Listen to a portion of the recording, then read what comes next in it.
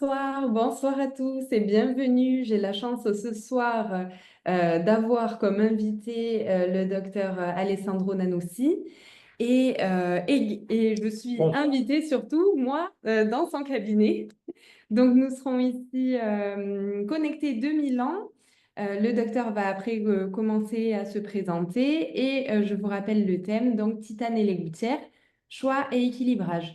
Vous avez tout le long du webinaire la possibilité de poser vos questions dans la rubrique en bas de l'écran, questions-réponses dans le chat. Et nous prendrons 10-15 minutes à la fin du webinaire pour y répondre. Donc moi, je suis Magali, je m'occupe de la France et des pays francophones pour Titane.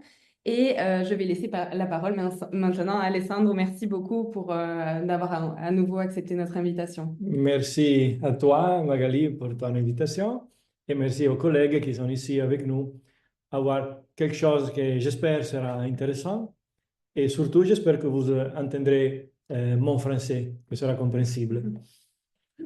Merci. Je sais qu'il y a un fort accent italien. Ouais, bien. Et je suis un dentiste. Euh, je suis omnipraticien, mais surtout, je m'occupe de prosthesis et de prosodontie. Obviously, je suis niatologue. Je cherche de porter les notions de niatologie dans la pratique quotidienne. Aussi, je m'occupe de sport et je suis professeur à l'université. C'est parce qu'on a aussi quelques publications sur le papier international. On verra quelque chose d'intéressant, j'espère, dans les prochains slides. Et nous travaillons dans nos cliniques avec mon partenaire Christian Coraini. Et aujourd'hui, nous allons parler de mon sujet préféré, les gouttières. On peut faire un tas de choses avec les gouttières, mais il faut surtout les balancer et équilibrer correctement. Avec Christian Coraini, nous tenons des cours, des leçons dans notre education, dans laquelle les participants apprennent à utiliser le titane pour balancer parfaitement les dents, les traitements prosthétiques et les gouttières. Et nous avons aujourd'hui le second rencontre sur trois. Le premier, que Magali, il est possible de le voir aussi sur Internet, sur le portail de Titan, c'est vrai? Oui, tout à fait. Alors, vous avez la possibilité de retrouver donc sur notre chaîne YouTube les anciens webinaires, hein, donc les webinaires qui sont déjà passés. Vous pouvez les revisionner à l'infini, donc sur notre chaîne YouTube, playlist webinaire en français. Voilà. Exactement. Et j'espère vous voir aussi au prochain webinaire dans lequel on parlera aussi de la communication interdisciplinaire. Comment parler avec l'ostéopathe, le physio, le psychologue dans un conseil interdisciplinaire pour rapprocher les patients avec symptômes. Eh bien, quand utiliser Titan? Il est très utile pour évaluer l'intensité des forces. Nous avons la nécessité de connaître combien sont intenses les forces que le patient peut créer à niveau des arches dentaires. L'évaluation de la zone la plus sollicitée sur l'arche, antérieure, postérieure, gauche, gauche, droite, où le patient va exercer la charge. Et vérifier aussi la réponse musculaire, si elle est physiologique ou non, si les muscles sont ou non adaptés à notre occlusion et combien d'adaptation le patient va utiliser quand il va serrer les dents. Ces données sont utiles dans la première visite.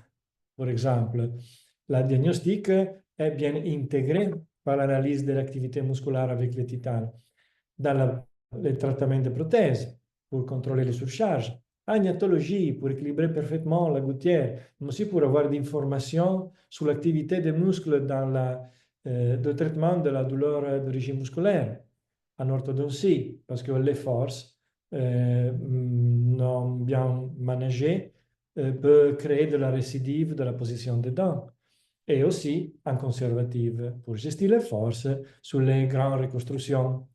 les forces aussi peuvent réfléchir elles-mêmes sur la zone cervicale de la dent. C'est parce que parfois, les restaurations sur la zone cervicale peuvent avoir des problèmes et peuvent se détacher. Ça dépend d'un excès de force sur la dent. Et aussi, bien sûr, sur la relation interdisciplinaire avec les autres spécialistes.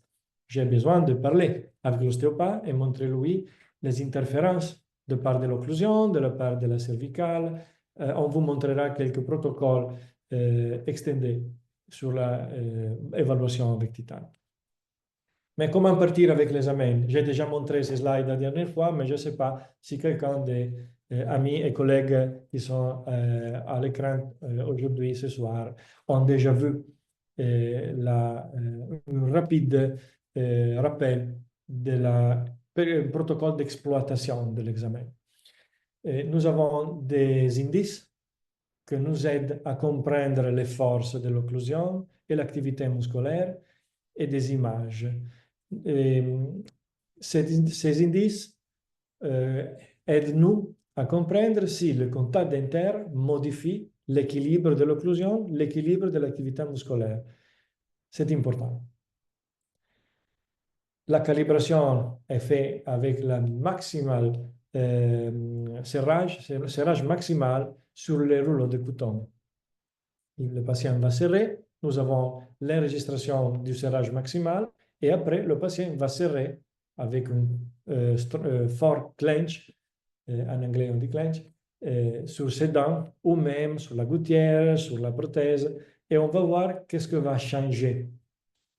Et nous avons nos indices sur l'image, les targets qui peuvent aller en arrière ou en avant, à démontrer que les forces sont sur la partie la plus postérieure ou antérieure de l'arche dentaire, ou même vers le droit ou le gauche de l'arche, différent pour l'activité des muscles massétaires ou temporales. Et aussi la torsion sur le plan horizontal. Les forces peuvent créer une dangereuse torsion qui peut dommager notre traitement ou l'articulation du patient. Il y a un indice final qui montre nous l'équilibre général du système. Habituellement, il est supérieur à 80 comme indice, mais parfois aussi 90, c'est parfait. Si l'indice n'est pas optimal, l'anneau va devenir du vert jaune ou rouge. On verra beaucoup d'anneaux rouges aujourd'hui. Je rappelle-vous que l'indice POC signifie pourcentage de coefficient de chevauchement. C'est-à-dire, si nous avons une prévalence du muscle, d'activité du muscle sur le droit ou la gauche pour chaque couple musculaire. Le red target pour les massétaires et le bleu target pour les temporales. Rappelez-vous que les temporales exercent de leur activité sur la partie la plus intérieure de la bouche et les massétaires sur la partie la plus postérieure, les molaires ou prémolaires.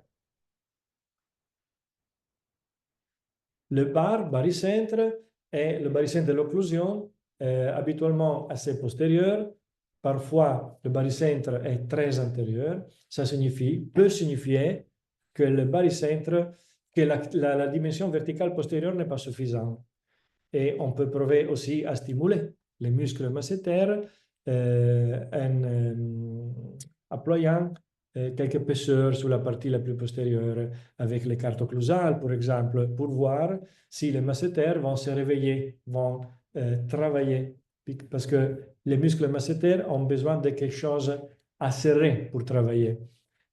Cette situation peut être aussi dangereuse parce qu'un excès de serrage peut créer des problèmes, par exemple, sur votre restauration antérieure, qui peut les dommager. La torsion. La torsion, c'est-à-dire le déplacement latéral sur le plan horizontal, est dangereuse parce que personne ne veut pas une torsion sur son plan horizontal. Les vont arrêter l'une et avancer l'autre. Ça ne va pas bien pour les capsules articulaires et pour les méniscus. Et l'indice général d'asymétrie, comme je vous ai dit. Il y a un dernier indice. L'impact. J'aime beaucoup la valeur impact, est très utile pour moi parce qu'un excès de travail exprimé par les muscles temporaux et masséters est proportionnel à la force de la morsure. Et si les valeurs sont élevées, indique que nous sommes en présence d'un patient qui va bruxer, qui va serrer la nuit, le jour. C'est la clinique, c'est votre expérience personnelle avec le patient qui peut vous aider pour préparer un traitement dédié au patient. Mais cette information est vraiment importante aussi pour savoir s'il y a une inhibition de l'activité musculaire. Rappelez-vous qu'une précocité de contact va créer une inhibition. Le muscle ne veut pas travailler sur une mauvaise occlusion. S'ils travaillent sur une mauvaise occlusion avec des précocités, ça signifie aussi que nous avons un excès de stimulation émotionnelle. Ça signifie que le patient aussi a besoin d'une aide psychologique pour manager un excès de force. Je dis à mes patients que le psychologue va réduire les forces et moi, je prépare le dame qui va les manager. L'area la plus antérieure est dédiée à l'activité des muscles temporaux et l'area la plus postérieure, en arrière, est dédiée aux muscles masséters. Sur la bouche, sur les arches, aussi sur la gouttière. Vous pouvez voir ici un moderne et actuel rapport d'examen titan. C'est vraiment facile de voir la distribution de la pourcentage d'activité des muscles en bleu et vert, l'activité des temporaux, et en rouge et rose, l'activité des masséters, avec son pourcentage d'activité. Quand vous faites la calibration, ma recommandation est de faire plus et plus fois la calibration, 2 ou 3 fois, pour contrôler que l'activité pendant la calibration soit toujours la même. Quelques patients n'est pas capable de serrer avec le même schème occlusal, le même schème musculaire. Ces patients ont besoin de faire des exercices parce qu'avec ces patients, l'examen peut avoir des erreurs et peut ne nous aider à comprendre la réactivité musculaire. Les barres colorées que vous pouvez voir sur la droite de l'écran montrent-vous l'intensité de contraction. Quand vous voyez que la barre est totalement colorée, faites bien attention parce que l'impact global de ce patient est très élevé. La force du patient est très élevée. Habituellement, vous verrez des barres, pendant l'examen, qui sont à peu près à moitié de la scala, de l'escalier, De l'échelle. pardon, de l'échelle colorée de la barre. Ça donne une image immédiate de la force du patient. Et après, notre préférée imagine, l'imagine de l'âge dentaire, avec la possibilité de mouvement de déplacement du target rouge ou bleu sur la gauche ou sur la droite. Ça signifie un excès de travail sur la droite, peut-être pour inhibition, pour précocité sur la gauche, ou même parce que la gauche n'est pas suffisant, n'a pas suffisante dimension verticale.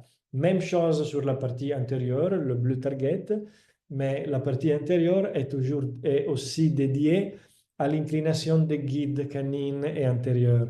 C'est parce que une anomalie dans la target bleue antérieure signifie aussi que vous devez contrôler les guides. Ils ne sont pas en interférence sur le naturel mouvement du patient. Et les indices montrent vous aussi des nombres et une échelle, une échelle de normalité, une fourchette de normalité. Parfois, vous pouvez voir, comme en ce cas, des numéros en rouge, mais ces numéros ne sont pas en valeur très mauvaise parce que la normalité est à peu près à 90%, c'est-à-dire 88-67 n'est pas un mauvais signal, un mauvais indice. Et ici, l'impact Parfois, l'impact va se réduire, parfois va augmenter. Parfois va augmenter à 200%, 300%. Très, très dangereux de travailler avec ces patients qui ont une force très importante ou qui n'aiment pas être testés avec les rouleaux de coton.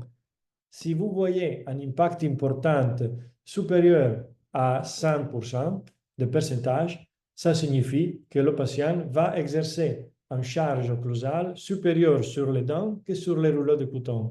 Ça signifie que quelque chose ne marche pas bien, n'est pas physiologique. Parce que le système est préparé pour travailler en maximale situation avec les rouleaux de coton. Nous avons besoin de mordre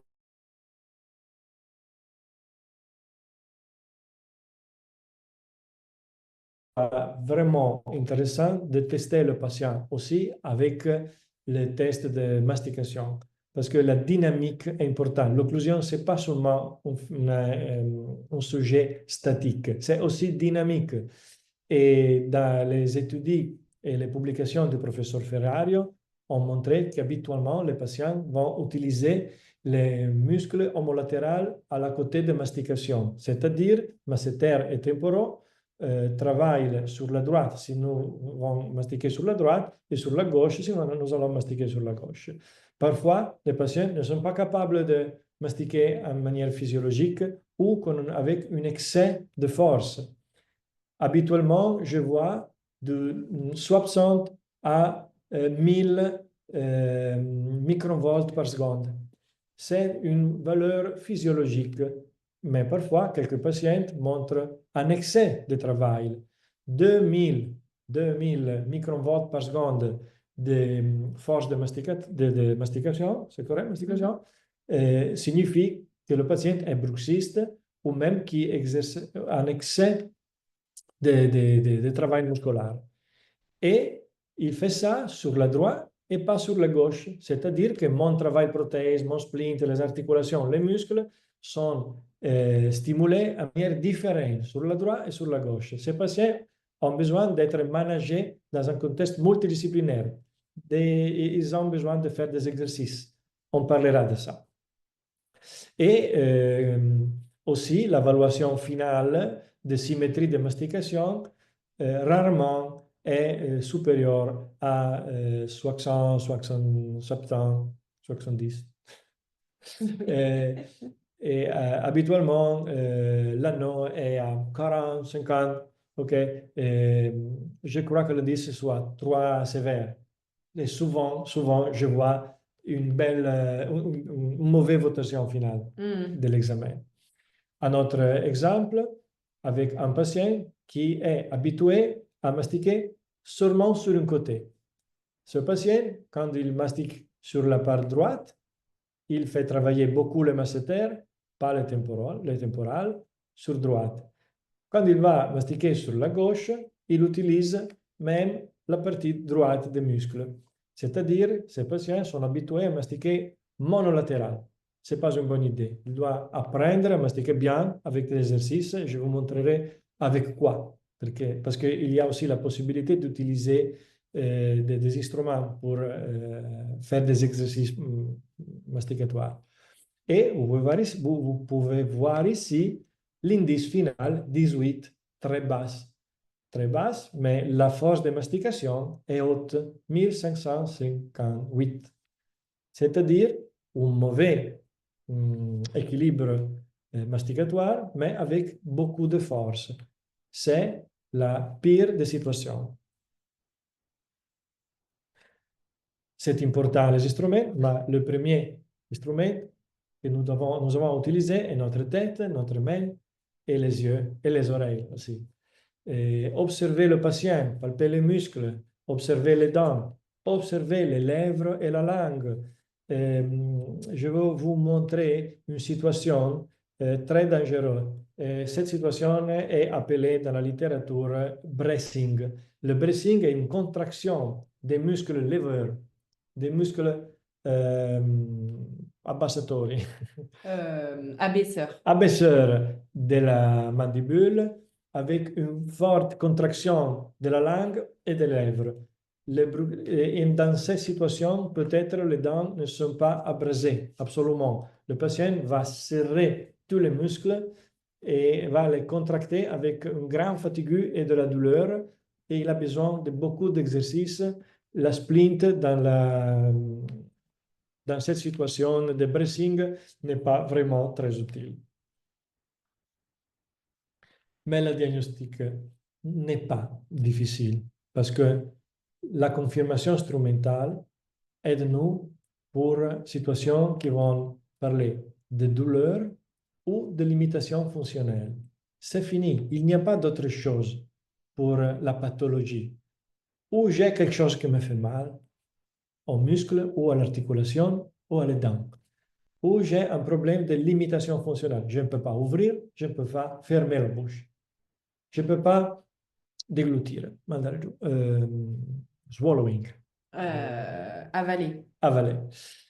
Les autres problèmes sont importants d'attester, la parafonction, l'excès de fonction, le bruxisme qui peut dommager, mais il y a une aide pour la thérapie prosthétique ou aussi pour les situations d'hyperattention occlusale. Le patient qui vous va dire, j'ai un excès de hauteur sur ce dent, on va tester si ce problème est un vrai problème ou mieux, ce sont les muscles qui vont s'adapter à cette situation ou c'est seulement une question d'hyperattention, de perception occlusale. Et c'est différent parce qu'il y a de la pathologie ou il n'y a pas de la pathologie. L'instrument aide-nous à comprendre ça. Attention aux facteurs émotionnels qui peuvent être évidenciés avec l'électromyographie, on vous montrera comment, et à la chronique.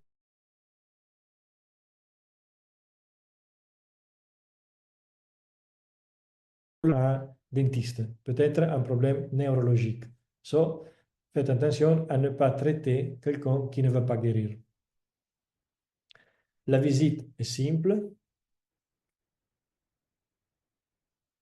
Vous pouvez photographier, si vous voulez, le link à les diagnostics criteria for temporomandibular disorder, c'est-à-dire les protocoles internationaux pour tester le patient du point de vue physique et du point de vue also émotionnel.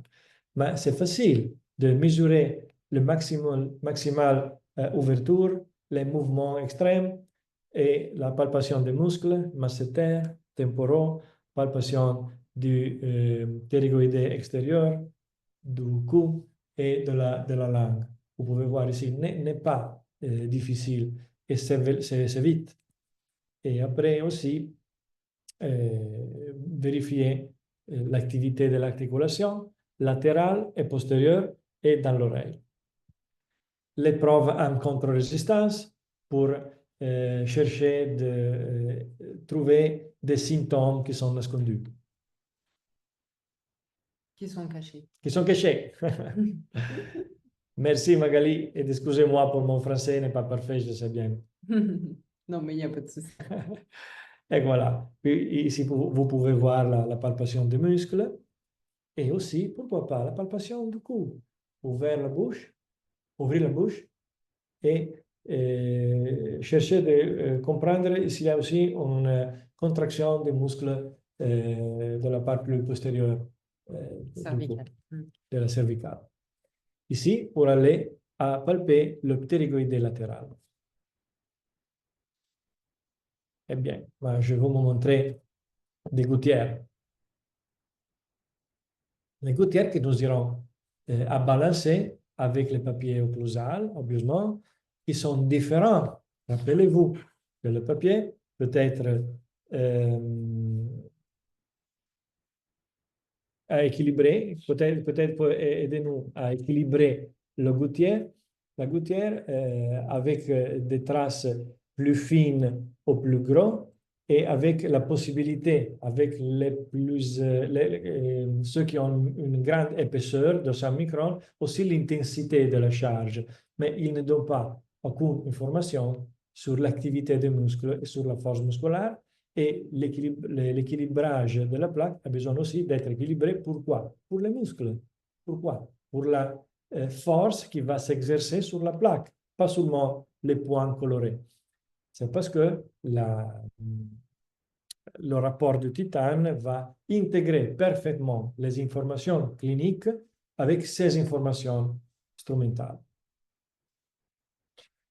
En passé, en 2015, avec mon ami et collègue Francesco Ravasini, nous avons préparé notre premier plaque de Michigan intégralement digital.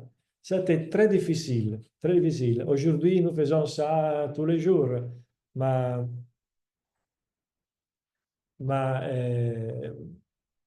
dans cette année, ça a été très, très difficile.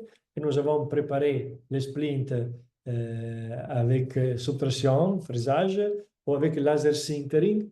Et nous avons préparé la classique plaque de Michigan, que c'est la plus facile à appliquer et à équilibrer. Et elle est très utile pour les parafonctions nocturnes, inconscientes, pour manager les contractures musculaires et aussi une aide au diagnostic pour comprendre s'il y avait une compression articulaire ou si le muscle avait seulement besoin d'exercer la charge sur une surface plus confortable que les dents, ou plus confortable que les dents après orthodontie, ou plus confortable que les dents après une thérapie prosthétique. Parfois, ces thérapies ne sont pas confortables à la fin, ou bien le patient se sent en confort, se ressent en confort, mais la réponse musculaire n'est pas bonne. La plaque de Michigan doit être étendue à toute l'arche interne. Un contact pour chaque dent. La surface est plate, mais il y a les guides canines en protrusion et latérotrusion. Avec les guides canines, nous avons une immédiate libération des dents postérieures. Cependant, les mouvements, nous n'avons aucun contact postérieur, seulement sur les guides canines. Eh bien, il y a de la littérature qui ne parle pas bien des guides canines. Je ne crois pas que la guide canine soit sacro-sainte et absolument, on ne peut pas la toucher. Mais c'est vraiment facile à équilibrer pour nous et c'est bien facile à manager pour nous sur la gouttière. C'est bien facile à manager aussi pour le patient. C'est confortable. C'est parce que pourquoi? Pourquoi ne pas choisir la plus simple et facile modalité de gestion de l'occlusion? En cette situation, la patiente avait, et une collègue aussi, avait de la douleur myogénique. A cette douleur une origine occlusale ou était causée par le stress? C'est une bonne occlusion.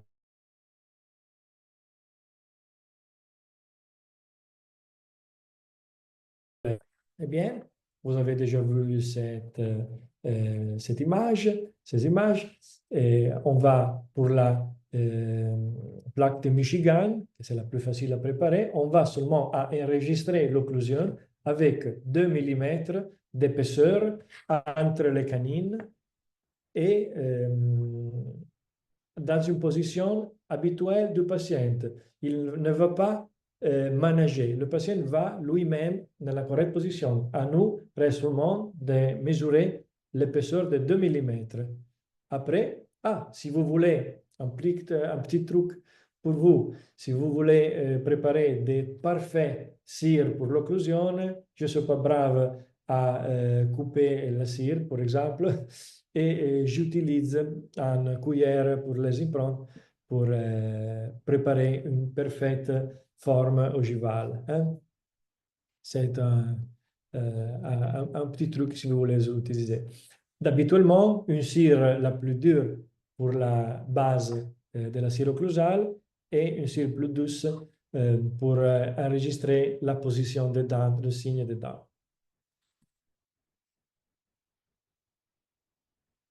Parce que je crois qu'il vaut mieux d'enregistrer la vraie occlusion habituelle du patient, non seulement la maximale. Vous pouvez voir ici quelle est la différence. La différence entre une occlusion qui paraît parfaite et bien managée et avec des contacts sur toute l'âge, mais les articulations vont souffrir par compression, ou une différente occlusion dans laquelle les articulations sont parfaitement positionnées, le patient va se positionner spontanément dans la correcte position, mais obviously, nous n'avons pas un parfait contact dental. Dans la plupart des situations, l'intercuspidation maximale et l'habituelle sont la même. Mais si le patient vient préparé, par exemple par l'ostéopathe et le physio, ou avec du stretching, ou même avec la tense, peut-être, pourquoi pas. La tense appliquée sur les muscles peuvent nous aider à oublier la vieille position et trouver une seconde physiologique bien choisie par les muscles, non par les dents. Parce que sur les dents, j'ai nécessité d'avoir une adaptation. Avec le titane, je peux mesurer le niveau d'adaptation, ou mieux, le niveau d'acceptation de ma correction avec la gouttière. Vous pouvez voir ici, sur la droite de l'écran, une impressionnante différence entre l'intercuspidation maximale de la patiente et l'occlusion habituelle qu'elle gagne spontanément avec l'aide d'un ostéopathe qui, avant, a travaillé sur les muscles, sur l'articulation. Elle préfère fermer la bouche dans une position plus physiologique, mais après le contact dental, elle va déplacer la mandibule et va serrer avec une importante déviation. Vous pouvez aussi utiliser du silicone si vous voulez. Je crois que ce n'est pas facile. C'est à votre choix. Et après, nous avons testé l'occlusion sur une cire très dure. Ce n'est pas facile parce que la cire peut être cassée par la force occlusale. Et nous avons enregistré la position. Vous pouvez voir aussi une vieille scansion intraorale. Et maintenant, elles sont plus précises et vous verrez ça, plus accurées. La dimension verticale a été accurée, 2 mm à peu près. Et les spleens de Michigan, qui doivent bien être équilibrés avec dans maximale intercuspidation et aussi dans les mouvements latéraux et antérieurs. Ici, vous pouvez voir le schème occlusal balancé. Balancé, ça signifie le point de contact postérieur, les points de contact antérieurs, un pour chaque dent, et les guides canines en rouge antérieur et latéral. Ce n'est pas magique, la guide canine, mais aide-nous à équilibrer la gouttière avec peu de fatigue et avec peu de temps. Et la réponse musculaire, c'est un fantastique examen. Se rapporte. 91, c'est une importante valeur qui signifie que les muscles sont bien heureux de travailler dans cette gouttière. Autres situations sont différentes. Par exemple, c'est évident que cette gouttière n'est pas bien balancée. Il y a beaucoup d'interférences postérieures, c'est-à-dire beaucoup d'interférences, beaucoup d'adaptation de la part du patient et de ses muscles. C'est parce que l'anneau final est rouge et l'indice final de symétrie est 57, il est bas. Et les indices, les targets sont totalement déplacés en intérieur et avec une forte torsion et avec les charges sur la droite du patient et pas sur la gauche. N'est pas équilibré cette situation. C'est mieux équilibrer le splint sur la droite qui va montrer seulement un petit excès de travail à l'intérieur. C'est parce que peut-être les guides sont un petit peu trop rapides et les temporaux sont un petit peu recrutés. Mais c'est une bonne situation avec un bon guide et avec un bon résultat final. Et dans ces situations, les guides canines sont purs, j'aime bien ça, mais il n'y a aucun contact antérieur. Immédiatement, le titane montre-vous qu'il y a un petit excès de travail sur les muscles postérieurs qui vont demander un petit aide par les dents antérieures. Eh bien, la perfection de la plaque bien équilibrée qui va bien travailler. Et si la plaque de Michigan est abrasée, qu'est-ce qu'il arrive si nous avons un vieil splint? Et le patient demande, nous, je dois le changer ou non? On doit le modifier ou non? Il y a des areas damagées, il y a son interférence et aussi il y a des zones sur lesquelles se sont formées des véritables pistes créée par le bruxisme qui oblige les cuspides à se déplacer selon ces trajectoires, pas d'autres. C'est-à-dire que le patient est obligé à déplacer la mandibule seulement sur ces pistes tracées par les mouvements. Bien, on doit demander aux muscles s'ils sont bien heureux de travailler avec une vieille gouttière ou s'il vaut mieux la rééquilibrer. Dans ce cas, nous avons bien sûr décidé de la rééquilibrer avec la carte occlusale qui va utiliser avec le rouge pour les mouvements, un rappel, et avec le bleu ou le noir pour les contractions statiques. Et vous pouvez voir pré et post, avant et après, la réponse musculaire à une occlusion rebalancée. Fréquemment, le patient a une perception de grande, non parte, eccolo qua, de grand confort, d'un important confort quand vous prenez le cutter et balancez. Il faut éliminer les pistes, éliminer les pistes créées par l'abrasion. Vous pouvez voir ici un petit peu de liberté de mouvement.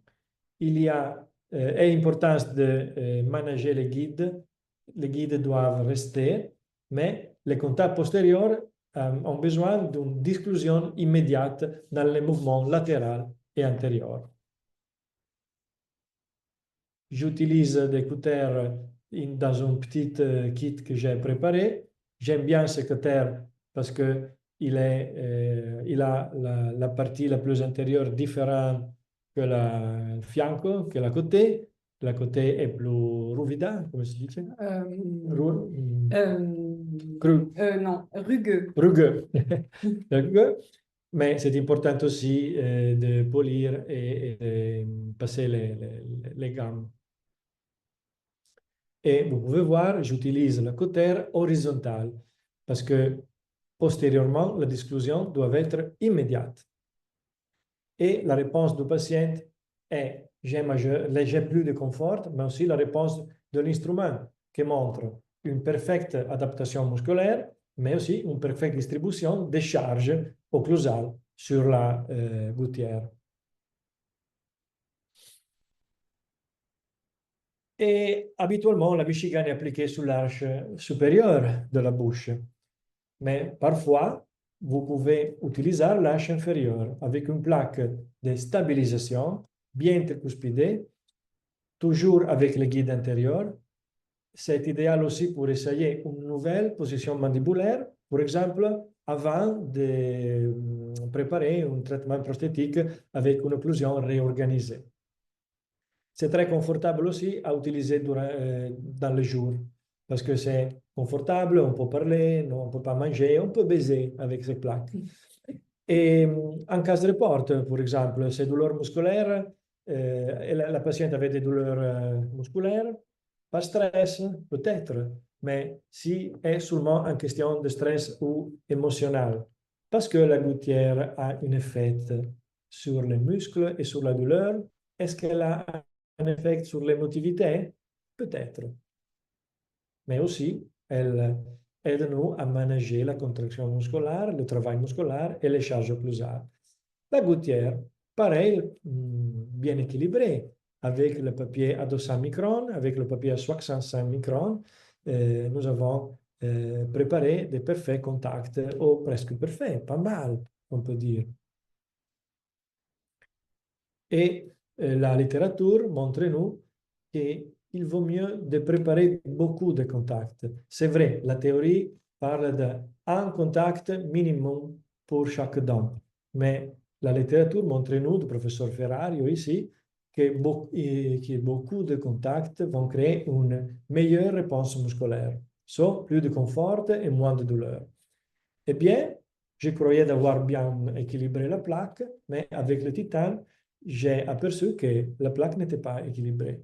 C'était pas trop différent de l'occlusion habituelle de la patiente. Ici, vous pouvez voir l'occlusion de la patiente qui ne donne pas un bon rapport musculaire. Il y a un excès de charge antérieure, beaucoup de torsion et une importante inhibition de l'activité musculaire. Mais avec mon splint, rien ne change.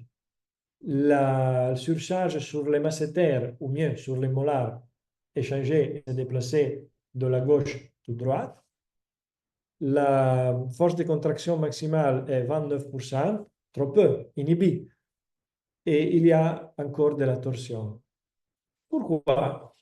Si je n'ai pas eu la de titane, je n'aurais jamais aucune information sur la réponse musculaire. Je pouvais croire que c'était parfaitement balancé, équilibré.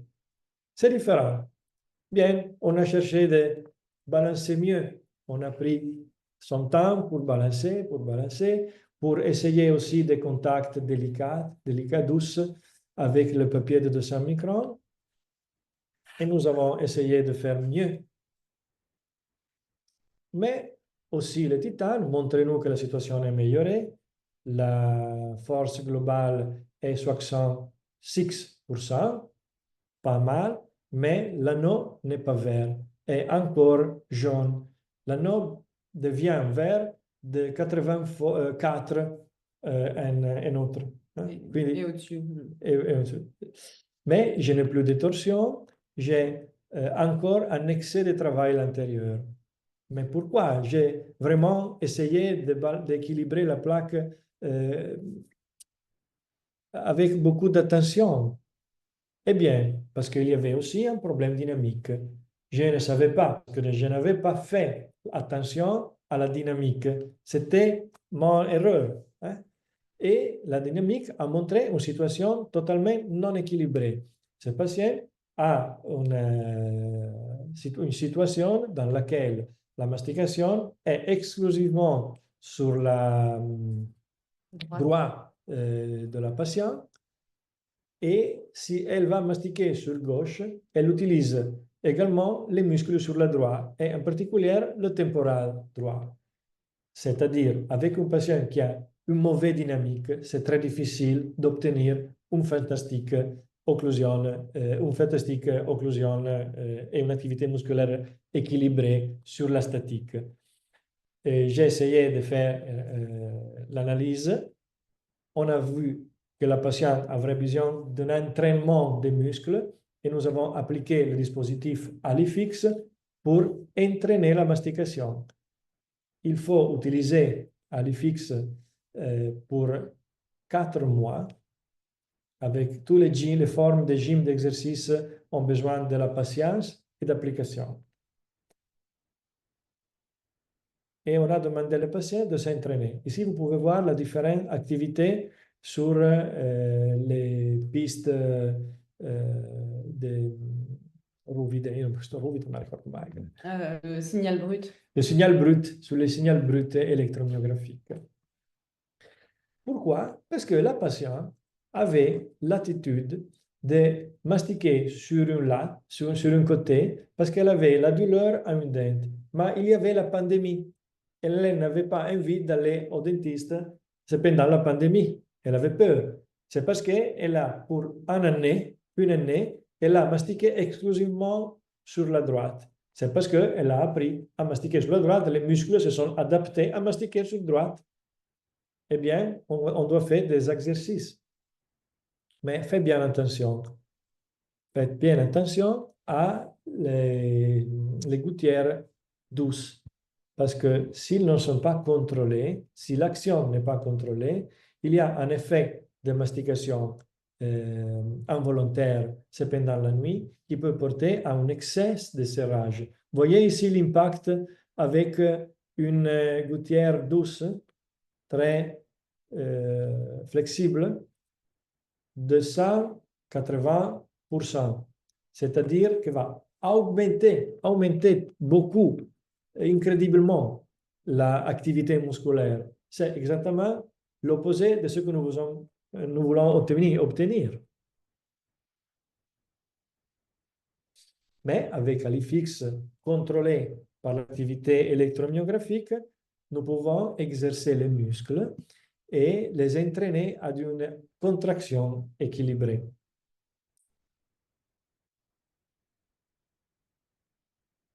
Et le patient doit seulement mastiquer avec ses petites épaisseurs de silicone.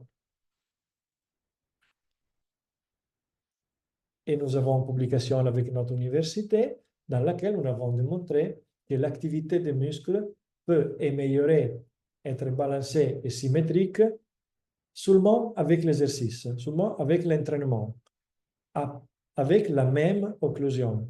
C'est-à-dire, une meilleure activité des muscles signifie aussi un plus facile équilibrage aussi de l'occlusion et moins de symptômes.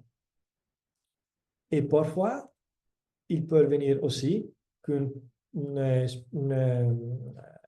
gouttière de stabilisation parfaitement équilibrée et utilisée longtemps va créer une variation de l'activité des muscles. Celle-ci, sur la gauche de l'écran, est l'activité des muscles de patient, ou mieux, est l'équilibre de la occlusion avec les dents et avec la plaque, ou mieux la gouttière, dans la bouche. C'est totalement différent. Ici, il y a une occlusion qui va interférer sur l'activité musculaire et l'activité musculaire qui va créer des surcharges sur les dents. Avec la plaque, il y a une situation presque parfaite. Attention, avec un impact 126%, c'est-à-dire aucune inhibition. Sur la plaque, le patient peut serrer, est libre de serrer. Eh bien, après 2 années, nous avons la même situation sur la plaque, mais aussi l'occlusion. La même situation sur la plaque, mais aussi l'occlusion est devenue équilibrée. Parce que l'activité des muscles est améliorée. Eh bien, c'est plus facile pour nous d'équilibrer une occlusion, une plaque, un traitement orthodontique prosthétique si les muscles travaillent bien. Un autre exemple d'une activité sur une plaque de stabilisation inférieure avec un patient sportif. Et parfois, nous faisons un équilibrage soustractif, c'est-à-dire on use un cutter. Il va améliorer une bonne situation. Mais parfois aussi, peut-être, nous avons envie de stimuler les muscles pour voir qu'est-ce qu'il arrive si nous avons créé une épaisseur où j'ai un bas recrutement musculaire sur le masséter, par exemple. Peut-être ça suffit seulement une petite épaisseur de résine pour avoir un important changement de la réponse musculaire et un important rééquilibrage de la plaque. Rappelez-vous que parfois, sur les provisoires en prosthétique ou même sur la gouttière, peut-être que l'équilibrage doit être additionnel, pas seulement par soustraction avec le cutter. Un autre exemple, la patiente avait d'intenses céphalées et tensions dans les tempes, douleurs musculaires. Nous avons fait toutes les analyses qu'on fait dans ce cas pour enregistrer l'occlusion, les mouvements et la réponse musculaire absolument. Et la réponse musculaire était mauvaise. Obviously, la charge était postérieure, elle a une morse ouverte. Et nous avons créé pour lui un splint qui va donner exclusivement un bon équilibrage musculaire, pas de magie et d'invention. Et on l'a balancé avec intention. Comme toujours, sur la partie la plus postérieure, le cutter doit être utilisé horizontal, parce qu'on ne doit pas avoir d'interférence en disclusion postérieure. On a simplement créé un support pour toute l'occlusion et pas seulement sur la partie la plus postérieure. Et avec 200 microns et 500 microns d'épaisseur de la papier occlusal, nous avons vu un amélioration, mais pas parfait. Pourquoi? Attention, il y avait un petite bascule de la plaque. C'est parce que c'est important aussi vérifier la stabilité de la gouttière avec du silicone comme le fit checker. Vous pouvez le positionner à l'intérieur de la plaque et contrôler qu'il n'y a pas de points qui vont créer une instabilité à l'intérieur. Parce que c'est impossible de balancer la surface occlusale si la situation de stabilité n'est pas parfaite. Et le titane a nous montré cette situation, nous a montré que la réponse musculaire n'était pas parfaite. C'est impossible d'avoir un bon équilibrage occlusal et une bonne réponse musculaire si la plaque n'est pas stable. C'est parce qu'on a touché avec le cutter l'intérieur de la plaque et immédiatement la réponse de la patiente a été physiologique. C'était cette petite bascule dans cette position. Eh bien, à notre cas, le titane montre-nous aussi les forces parce que les muscles qui ne fonctionnent pas bien peuvent devenir symptomatiques et endommager les dents ou même la gouttière. Dans ce cas, le patient est très fort et elle a bien endommagé la gouttière. Vous pouvez voir ici la fracture de la gouttière. Eh bien, elle n'est pas grosse, mais très forte. Aussi, les dents sont un peu abrasées. La mastication n'était pas parfaitement équilibrée et nous avons vu aussi un important impact en microvolts. 1600, c'est beaucoup. Et nous avons essayé de réparer la plaque. Comment protéger le guide latéral de la gouttière parce qu'elle ne soit pas abrasée dans peu de temps? Nous avons utilisé du composite. Mon truc est de préparer une petite area avec le cutter, une petite épaisseur dans laquelle positionner du composite. On va le délinéer avec un cutter rond. On va enlever un peu de résine et avec de la sable, on va créer une surface rugueuse. Mai me ricorderò mai. Et après, un peu de résine et un peu de composite. Voilà ici. Avec le guide en composite, la plaque sera plus durable dans les années et le patient ne va pas la damager d'un peu de mois, comme quelques patients font s'il a un fort bruxisme.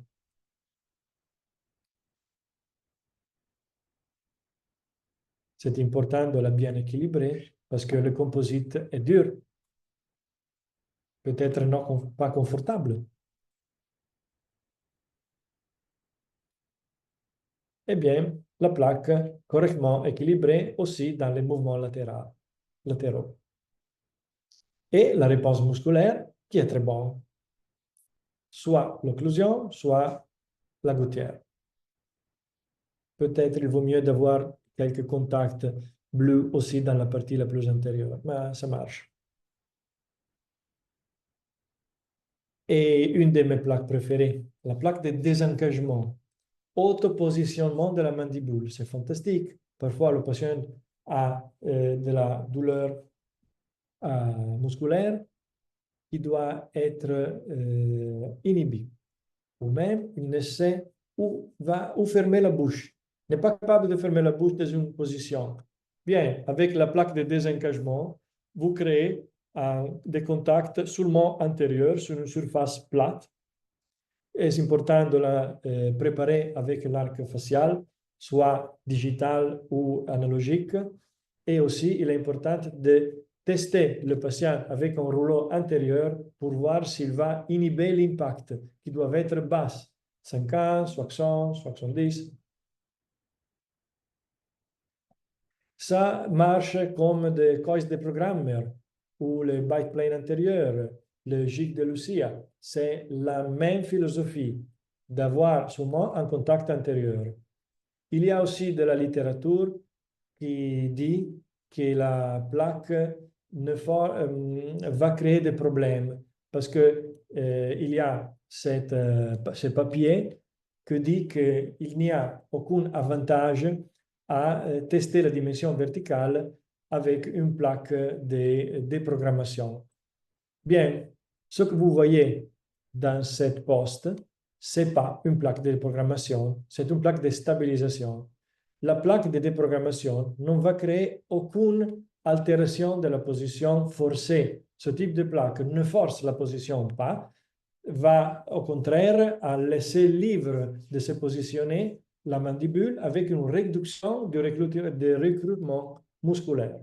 Il est suffisant de créer un contact antérieur avec beaucoup d'attention et de contrôle parce que l'émotion pourrait prévaloir sur l'inhibition musculaire et créer un serrage qui peut donner des symptômes articulaires. Elles peuvent être appliquées seulement en cas d'articulation parfaitement physiologique.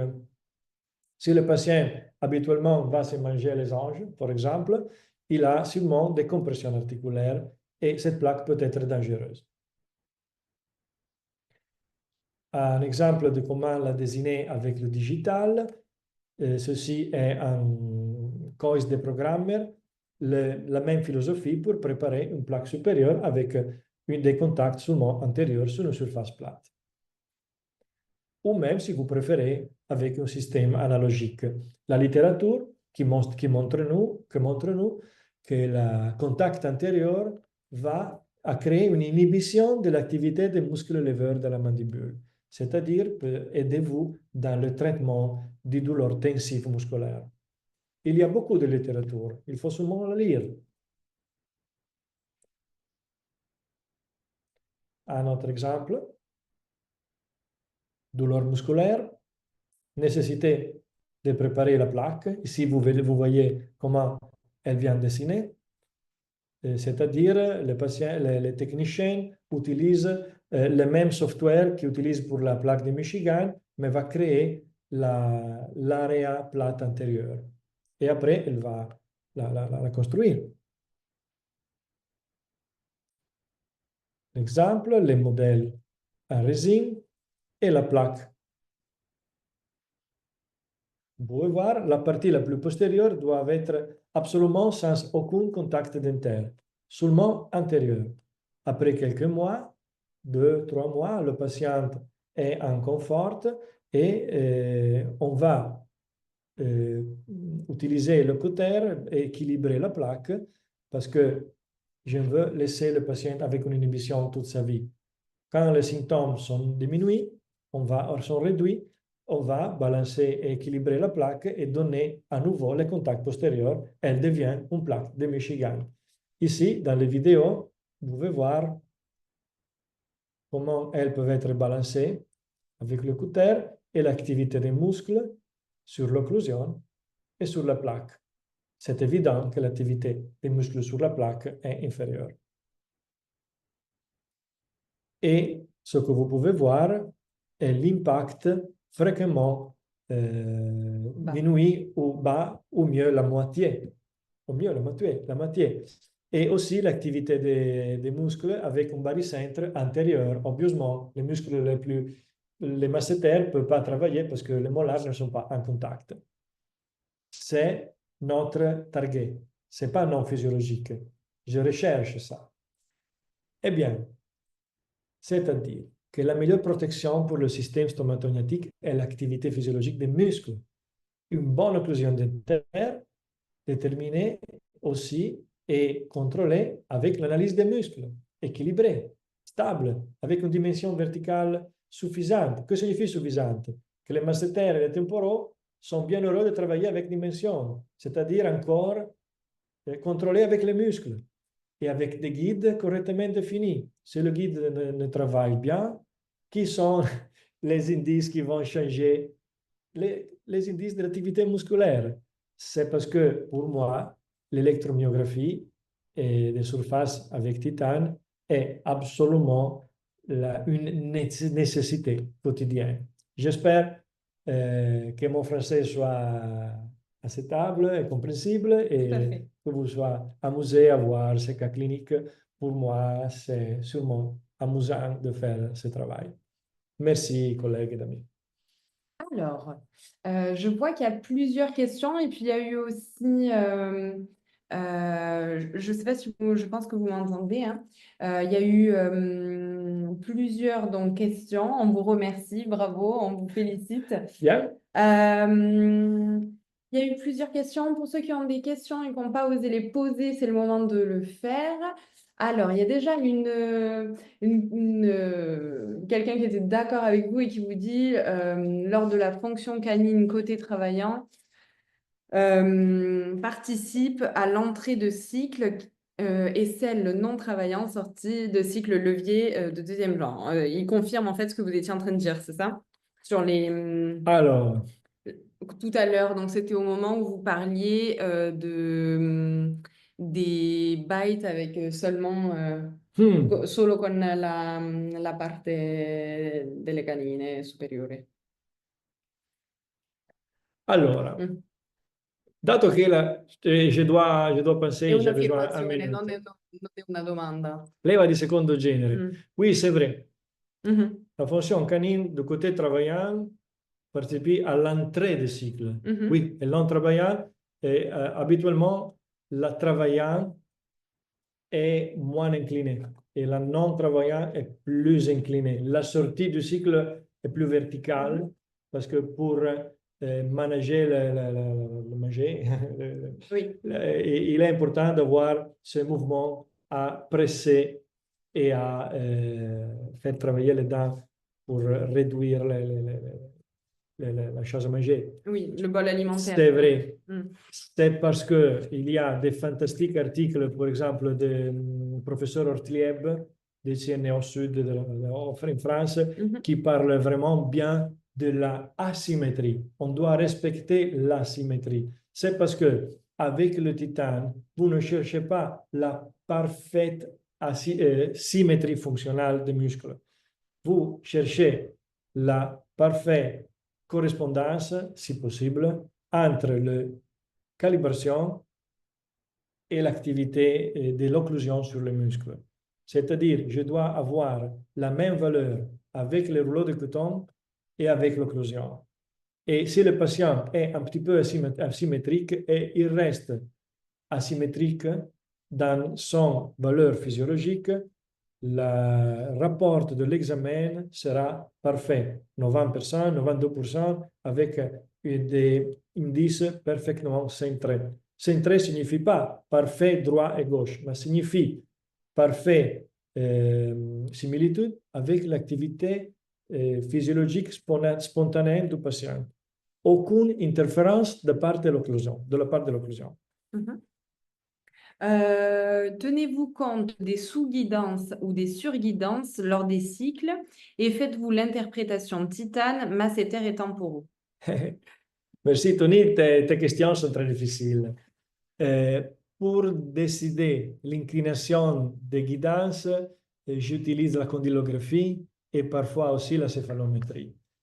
Après, je vais tester si l'activité musculaire statique et dans mastication est bonne ou est mauvaise. Si elle est mauvaise, je ne peux pas trouver dans le titane la réponse de la correcte inclination.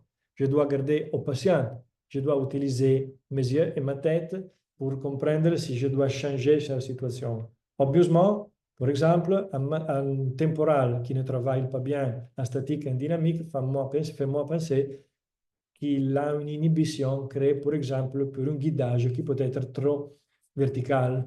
Je n'aime pas une situation qui est appelée en anglais envelope fonctionnelle, functional envelope.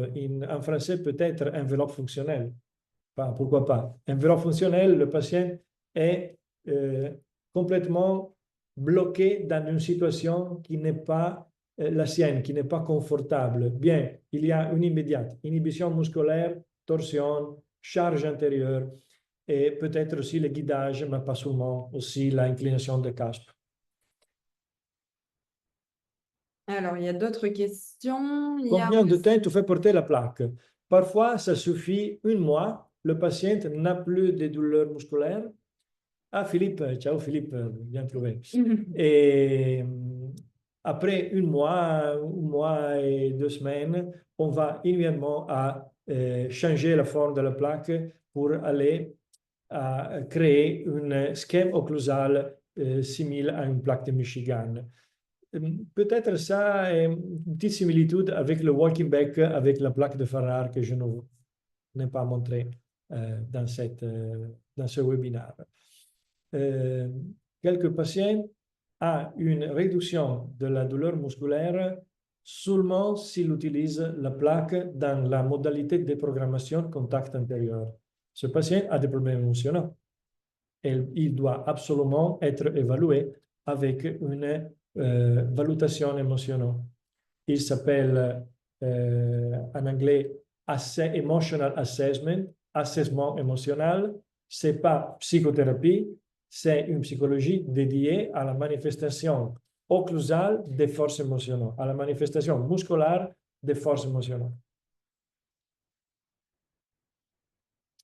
Et alors oui, il y a une autre question. Connaissez-vous ou utilisez-vous la technique de Gerber? Ah, Gerber. Oui, mais je ne connais pas l'articulateur de Gerber. Utilise beaucoup mon ami Francesco Ravasini. Et pourquoi pas, je préfère utiliser autres techniques et autres articulateurs, mais je n'ai rien contre la Gerber, absolument. C'est une philosophie différente comme articulateur, c'est une différente approche aux pistes des occlusions et c'est une autre école que la mienne. Mais mon ami Ravasini et toute l'école de la Suisse allemande, par exemple, il utilisait l'école de Gerber, très, obviously est très importante et très utilisée. Et, pour l'enregistrement des déterminants postérieurs avec, il précise. dov'è? La giù. Ok. Enregistrement des déterminants postérieurs avec? Je ne vois toute la demande. Les pentes condyliennes, les angles de Bennett et toutes ces choses. Oui. J'utilise, Tony, j'ai utilisé un articulateur à valeur individuelle, mais seulement pour le Bennett et l'angle de l'éminence. On peut le réguler avec des cires ou même avec la condylographie que j'utilise. Mais maintenant, un passage à une situation totalement digitale, je préfère utiliser la enregistration du mouvement réel parce que je crois qu'il soit plus précis qu'un articulateur et on peut manager ça parfaitement dans la même manière d'un articulateur analogique. J'ai utilisé aussi, dans ma pratique quotidienne, si je dois utiliser un articulateur, j'utilise Harman Girbach Artex parce que c'est très simple. J'ai utilisé le Protar, un peu plus compliqué, ou même l'articulateur SAM parce que l'articulateur SAM a des régulations de la part des déterminants fonctionnels articulaires plus précises avec des petites insertions à positionner qui peuvent donner une plus accurate similitude avec les réels mouvements de l'articulateur, du condyle du patient. Mais actuellement, je suis en train de passer entièrement digital. Obviously, je dois utiliser un arc facial digital. Il faut enregistrer l'axis des mouvements de rotation articulaire, le réel mouvement des articulations. Mais une fois qu'on a appris à l'utiliser, c'est vraiment plus facile. Très bien le SAM, oui, très bien articulateur. Il a le plan, la possibilité de réguler le plan et aussi les sphères de Monson qui sont très faciles à appliquer sur le digital, plus que sur l'articulateur analogique. Il y avait celle-ci aussi de question, il me semble qu'on n'y a pas répondu.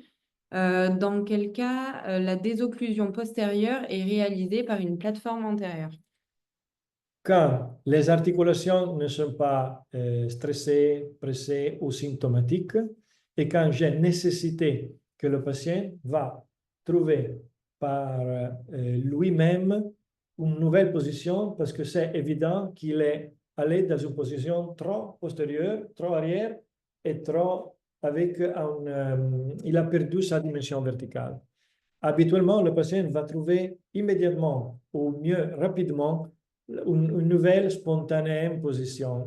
Parce que je ne crois pas qu'il y a la position parfaite. Il y a plus de positions dans lesquelles on doit essayer de trouver la position la plus adaptée. Quand le patient a trouvé sa position, on va la confirmer avec une plaque de stabilisation et on va essayer si cette situation est bien efficace pour une bonne activité musculaire statique. Pour la dynamique, il faut attendre. Ce n'est pas possible de mastiquer avec une plaque. Et, Franck, bonsoir. Je viendrai bientôt à Lyon. J'attends la bonne saison pour voir avec ma motocyclette à faire visite à vous. Ce serait un vrai plaisir. Et vous êtes les bienvenus à Milano. Tous les amis qui sont collègues actuellement sont les bienvenus à Milano. Oui, je pense qu'on va, on va vous libérer. Pour ceux qui auraient d'autres questions, vous pouvez me contacter soit sur WhatsApp, soit par email. Aussi, le docteur Nanoussi fera un troisième webinaire donc le mois prochain qui portera sur la communication interdisciplinaire. Et donc, vous aurez la possibilité d'échanger sur comment le titane aide et le rapport titane aide avec, par exemple, le confrère ostéopathe ou la psychologue, vous me disiez tout à l'heure. Oui. Donc voilà. Ce sera amusant aussi le troisième webinaire. Je vous attends. Oui, ce sera au mois de mars. Vous retrouvez sur notre site internet, dans la partie Titane Academy, les prochains webinaires qui seront disponibles. Les liens sont généralement générés à peu près 10-15 jours avant l'événement. Vous me contactez par email et je poserai personnellement les questions à Alessandro. Merci Alessandro. Merci à toi. Pour ce webinaire, je sais que c'est un exercice pas facile de présenter son... Pour moi, c'est un petit peu fatigant de parler français, mais je n'ai plus l'attitude. Surtout en fin de journée, après une journée de travail. Comme tous les amis. Merci à tous pour votre participation et merci d'avoir osé poser vos questions. Alors, vous avez encore des remerciements. Merci beaucoup, Alessandro. Merci à vous. Je vous souhaite à tous une belle soirée. Et puis, je vous dis à très bientôt. N'hésitez pas si vous avez besoin de plus d'informations. À très bientôt et merci à tous. Au revoir à tous. Au revoir.